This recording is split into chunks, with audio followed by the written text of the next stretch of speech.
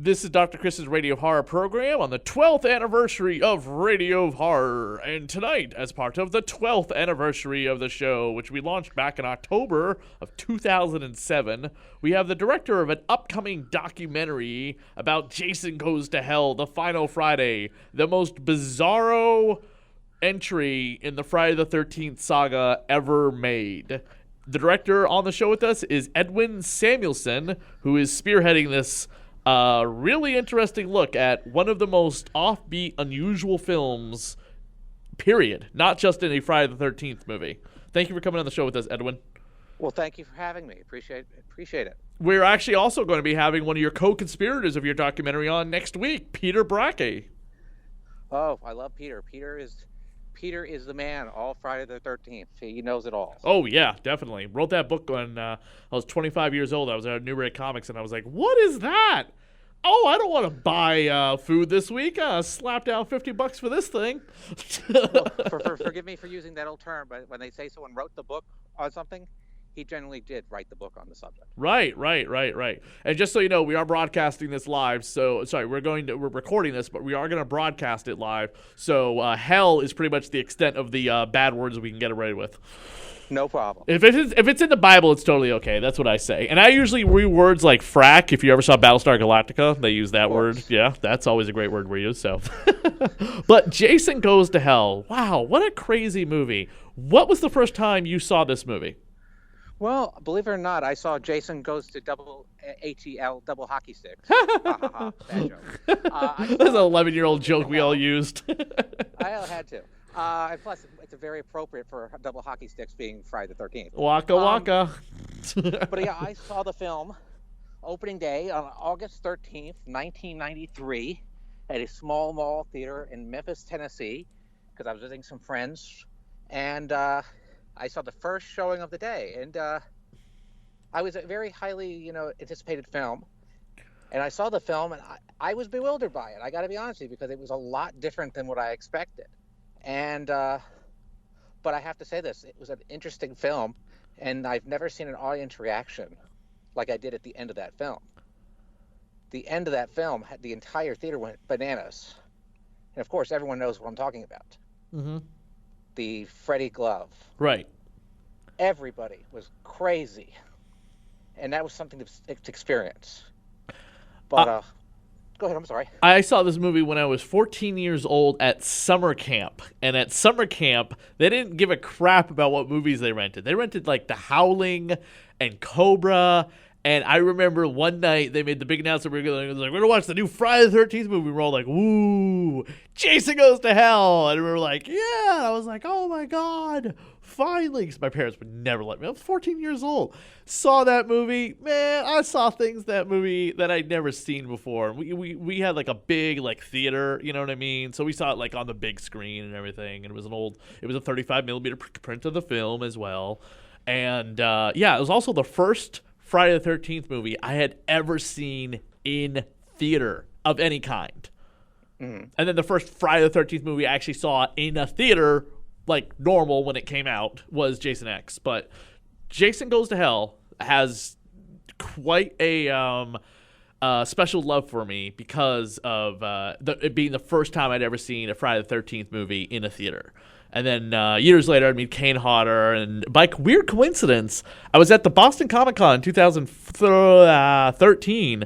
And Pam, the vampire from True Blood, whatever her real name is, Kristen Bauer, was there. And her representative there was Aaron Gray. And I got her business card saying, yeah, call me. We'll set up an interview with Kristen. And I look at her card, I'm like, excuse me, wait a minute. Are you Aaron Gray of Buck Rogers and Jason Goes to Hell fame? And she like takes off her sunglasses and whips her hair out in this very like, commercial slow motion sexy way like a woman would. And she's like, one and the same. And I'm like,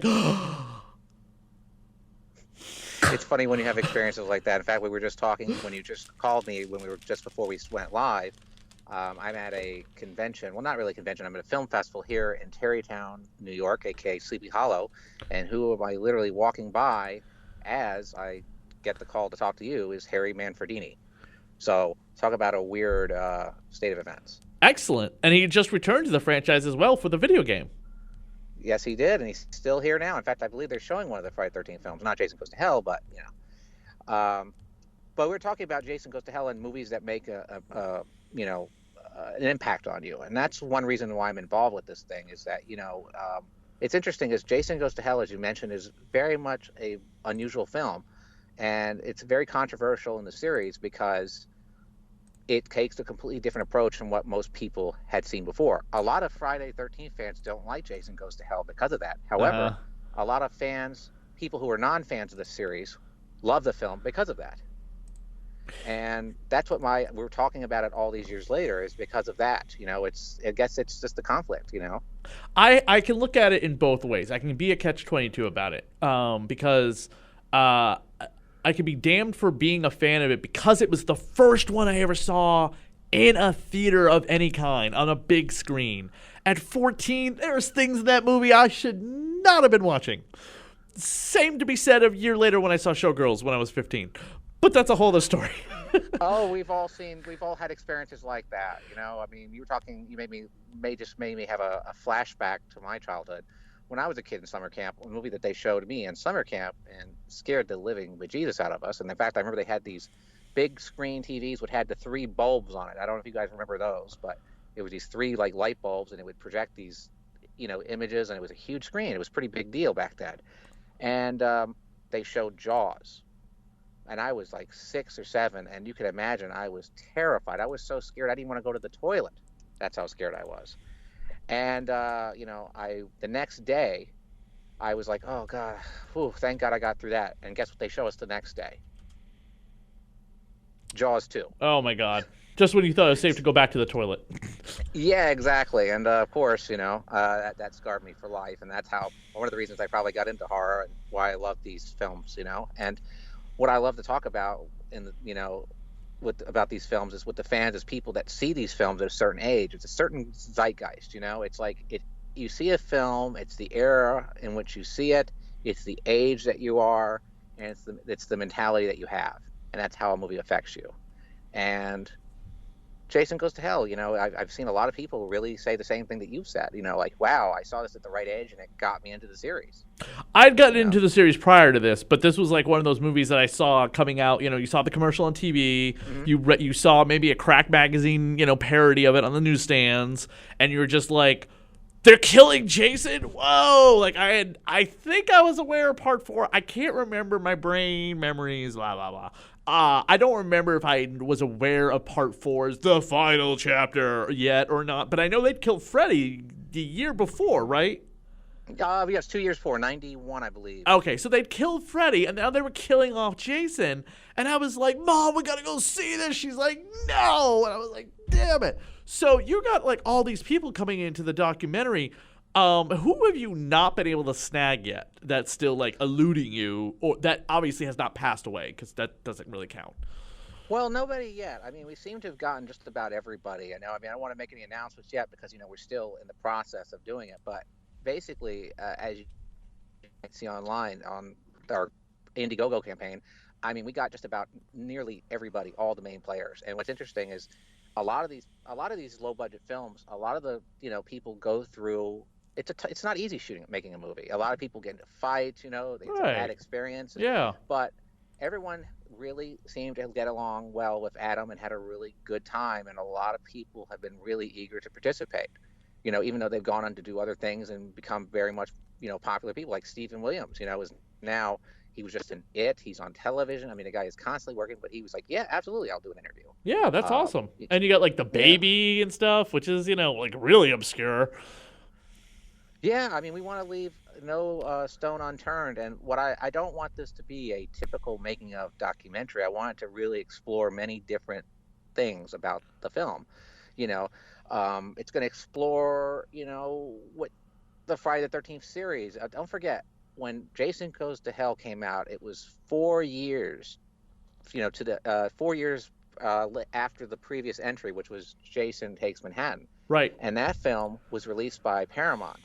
And this film was released by New Line. In fact, Paramount were so embarrassed by the success of the film, they couldn't wait to get rid of the rights and give it to New Line. And New Line picked it up for pennies on the dollar. of course, that would become a decision I bet Paramount would regret many years later. Now, are you going to also be tackling like things like I've seen? Okay, a lot of this is from like YouTube channel stuff, but also I've seen it on the Crystal Lake Memories documentary. Are you? That actually brings up another question about like he said this and he said that, and I didn't say that. We couldn't do it like this and things like that, because I've heard that about Jason Goes to Hell, that there is one too many cooks in the kitchen, and some people were like, this is why we got to get rid of the hockey mask, and we can't do this, and Sean Cunningham doesn't like the hockey mask, but he didn't say that, and I heard this. Do you know what I'm talking about? I know exactly what you're talking about. What I call it the Rashomon syndrome. And everyone's seen Rashomon. Everyone has a completely different point of view of something that happened to them. Mm-hmm. There's sometimes where people misinterpret the events, and they honestly believe they're not lying. They just see it in a different way. Right. You now, have Sean memory. Cunningham has stated many times. He said, "I never told Adam to take the mask off." However, Adam has stated that Sean told him to get rid of the mask because he didn't like the mask. Uh-huh. And we're going to get into that because I think that's a very important part of the history of the film. I mean, a lot of people want to know the truth, and we're going to do our best. And one thing I want to make clear is, even though Adam is very much involved with this project, that's Adam Marcus, the director, this is not going to be a puff piece. If people don't like Adam and they're going to say something negative, I'm going to put that out there. But I'm going to be fair and let Adam respond to that, and then have that person have their response. I don't like puff pieces. I want, not everybody gets along all the time, and it's important that that's told. Right. Absolutely. Other thing I would love to see in there, because my podcast, the Dead TV podcast, covered the television series that John DeLeMay was part of for 2 seasons, and then we had a great interview with him. And one of the things I tried to find when we did our coverage of Jason Goes to Hell here on Radio of Horror was people from the comic books that Topps put out, and I couldn't get a hold of anyone if my life depended on it. Are you guys going to have some coverage from the comics? We're going to cover everything, the whole phenomena of Friday the 13th. I mean, let's let me get back to the how it started. Like, as you know, Friday the 13th was a low budget movie. It became a phenomena. You put out a hockey mask, everybody knew immediately what you were referring to. Like now you go into a 99-cent store and they sell like a generic hockey mask. What are they dressing up as? Not a hockey player. They're dressing up as a generic version of Jason. Mm-hmm. We're going to talk about the merchandising. We're going to talk about which didn't really come till years later. I'm sorry? Which didn't really come till years later. No, it didn't come till years later, but it's important that we talk about how people have become these fans and how what they expect of stuff, of the movie. So that's one reason that a lot of Jason fans, or Friday the 13th fans, I should say, were disappointed in Jason Goes to Hell, because it tried to do something different. And we're going to talk about that. We're going to talk about the merchandising. We're going to talk about the phenomena, the obsession, how it's become part of our cultural zeitgeist. Right. Or that weird giant legless demon thing that showed up in all the promo but never in the movie. We're going to talk about that. Oh, yeah. We're going to talk about that. We're going to talk about some of the stuff that was in the original version of the film. As you know, the film was a much longer version. In fact, some of the footage is on the DVD that was from the TV version, which has some of the footage that Adam wanted to have in there. But Adam, being a new director, wasn't able to have final cut. We're going to talk about everything. I mean, we're gonna go through everything, and I want to make this clear: this documentary is also for the people who don't like Jason Goes to Hell. We're going to explain the things that they might not like about the film. And in fact, I, as a film goer and a film enthusiast, I love documentaries about movies I don't like, because you learn a lot about stuff. Right. So this is going to be for everybody. It's going to be for the fans and for the non-fans of the film. We're going to really. It's not going to be just a standard making of doc. I want to make that clear. It's going to be a lot more to it. It's going to be more than a glorified Blu-ray extra. Good. That's fantastic. There was. Did you ever get that magazine that came out from? Was it Fangoria? There was like a special magazine all entirely dedicated to Jason Goes to Hell. Now it goes for $50 on eBay. I have it. Yeah, God, I've always been trying to find one. I can't find it. Whatever. I will be sure to get you a copy. Very easily done. Is it? I've not been able to. It's like I remember seeing that as a kid. And I was just like, oh, this is the only way I can look at it, because my mom won't take me to the friggin' movie. No, don't worry, you'll have a copy. All right.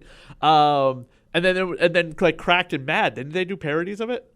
Oh yeah, I mean everybody did parodies of Friday the 13th. I mean, what's so funny is that as the film series went on, I mean, in fact, I think when they were shooting shooting one of the early entries, they called the movie as a working title Repetition. Because it was just so many, the same old thing over and over again. And of course, when that happens, people make fun of it. You What know. is the number one thing about that movie that you don't like as a fan? I'll tell you mine. I mean, we can both say we both love the movie, but there is some things about that movie that don't work. It's not Gone with the Wind. It's not for horror fans at least. It's not the first Nightmare on Elm Street. It's not It Follows. It's not the Babadook. You know what I mean? There are things about that movie that don't work, but I will admit that I'm a hardcore fan of it, despite any flaws it does have. But what's yours Well, opinion?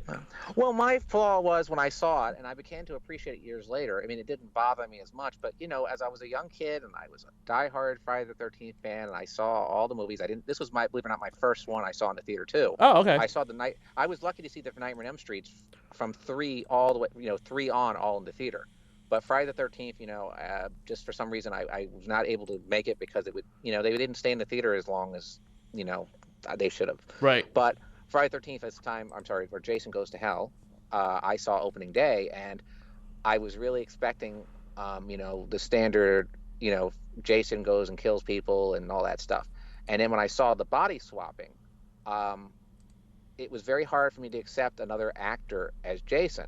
Now, I was thinking, oh, well, they could have just shown, Kane Hodder playing Jason throughout, and then when he looks in the mirror, you'd see him being the other character.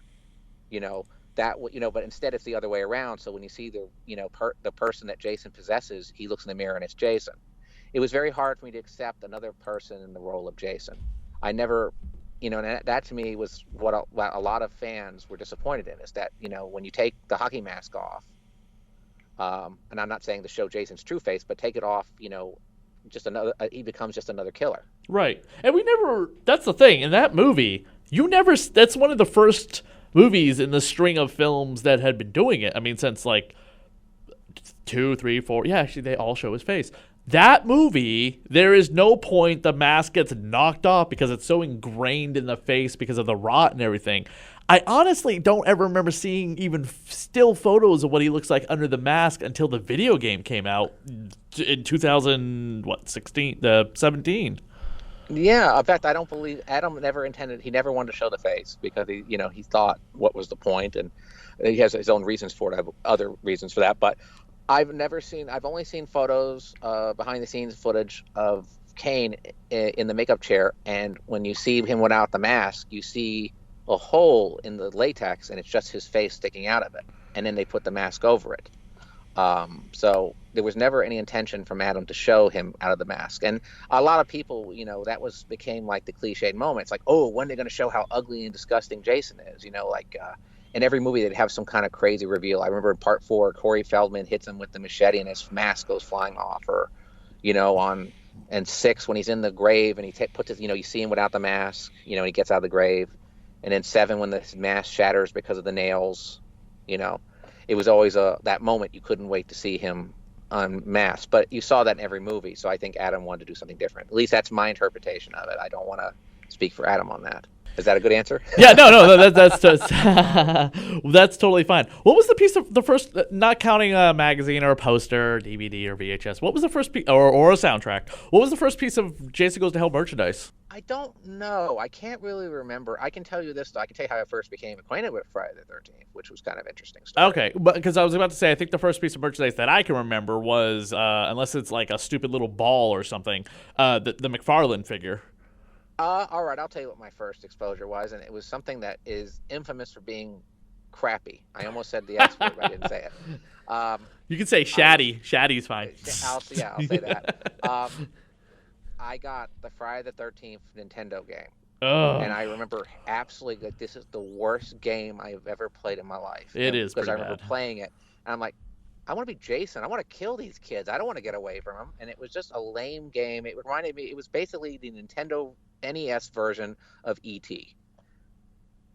It was a concept They couldn't do anything with it, and so they made this game. It was absolutely garbage. I can tell you, remember, it was LJN, which was a very Yep. famous toy maker, made the game. It was crap. I hated it. Yep. They And what's also so made funny now, the I'm Nightmare game. laughing.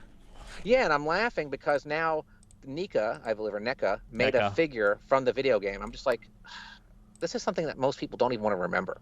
Yeah, I mean, that's honestly just for real completists. It's like, okay, we're making products now based on crappy games, and you're never going to convince me this is a great game. It's like, oh, what's next? Oh, here's the E.T. figure from the E.T. game. I'm sorry, that's still a crappy game. That's not The Last of Us 2, or even let's go back to the 8-bit era. That's not Space Invaders. There's some things deserve to be in a landfill. E.T. is one. E.T. the 2600 game was one of them, and the Friday the 13th NES game should be down there with it. Yeah, I'm sorry. The thing that be in bankrupted a hell. It should be in company? hell. Yeah. Yeah, it should be in hell. That's one thing I can actually say. I am glad does not exist anymore. Oh god, that game was bad. But that was probably my first actual Friday the 13th merchandise. Was that game. And let me tell you, it was a very, very expensive purchase because, as you know, back then in 1988, $50 is a lot more than it is now. Has the score for that movie ever been released? For the video game? No. For Jason Goes to Hell. I believe it has. Harry Manfredini would be the man to ask it. Maybe if I see him when I go back, I will ask and find out. Yeah, because I know that like Mondo it's Mondo is releasing like all the Friday the 13th film soundtracks on vinyl, right? A piece, and yes, they're up to 5 right now. They haven't released 6 yet. I believe they're going to be coming to it. I mean, there's a great company, by the way, by the name of La La Records or La La Land Records, which has worked with Harry on a lot of his soundtracks. They've actually put out some of them on CD. I mean, I know they put out the earlier ones like 4 and 1 and all that. Yeah, I have the box set of Nightmare. Yeah, I wouldn't be surprised if it comes out soon. I would be surprised. I hope so. That would be cool. They're you gotta buy them quick. Those vinyl soundtracks. Oh, they go quick. They go real quick. That's the one thing I can say. We've learned as collectors of being the fans of this stuff is we learned how if you miss out, you're screwed. You know, I mean, the things go like that. Right. Everything. Absolutely. Currently, the Indiegogo is still happening. You can go to what's the campaign? Oh yes, it's the campaign. If you go to Indiegogo.com, I don't have the URL in front of me, but if you go to Indiegogo and you type in Hearts of Darkness, That's the making of the final Friday.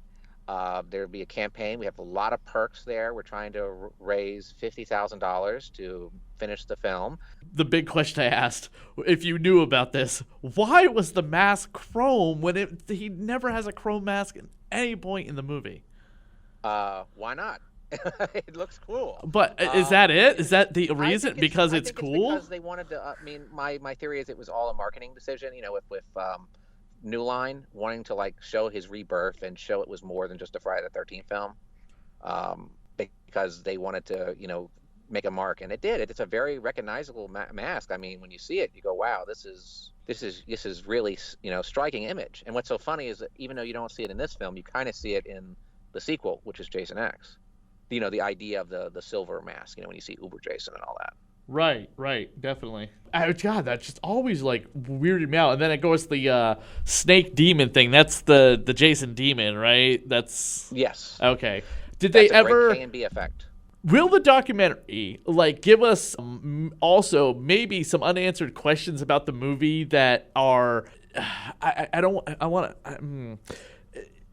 the questions would be filling in the blanks in continuity of like, okay, so toxic waste turned him into a child, and then now he's like a demon snake thing that is slithering around, going into people's bodies. Is it because of the Necronomicon? Is he a Deadite? I can tell you this: that will all be answered in the documentary. I can't give too much away, but you are right about some of that, about the Necronomicon, and that Necronomicon, the one you're referring to, comes from Evil Dead 2, right? Or Evil Dead, right? And I was just at Bruce Campbell was just at the convention that happened here in Worcester. Yeah, well, I mean, it's going to tie in. We have that book, by the way, the Necronomicon that you actually see in the film is the actual one that was used in Army of Darkness. Adam got it from Sam Raimi, and there's a great story about how that happened. I don't want to give too much away, but But to answer if you have any fans have unanswered questions, there is, not to promote the campaign. I know I come off shameless. I'm sorry if I do. But there's one of the perks is that a person can actually ask a question and it'll be featured in the film as part of the documentary, and we'll answer it on film or on camera. Well, not on film, but on video. We don't do film anymore, Yeah. but it will be answered in the movie. Awesome. And that person will appear on camera too. So, you can submit their question and they can ask any question they want, and we'll answer it. Awesome, dude. Awesome. Well, I really appreciate you coming on the show and talking about this amazing documentary, which looks fantastic. As soon as I heard about it, I was like, yes, finally, all of our questions will be answered about this ridiculous film. Oh yeah, it's gonna be. We promise. We promise. Everything will be answered. And like I said, it's not going to be a standard making of piece.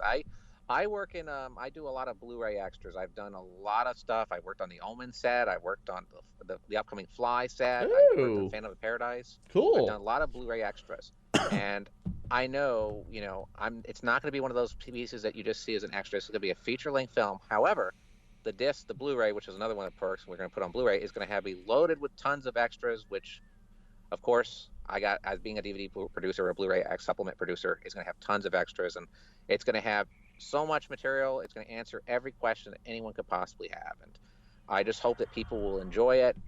People who don't even like the film, I hope they'll also enjoy it. But we're making this as a, going to answer everybody's questions. All right, man. Thank you again so much for coming on the show with us. Well, thank you for having me. And hey, if you have any questions, feel free to contact me. And thanks, everybody. Please, Hearts of Darkness, to making the Final Friday. And thank you.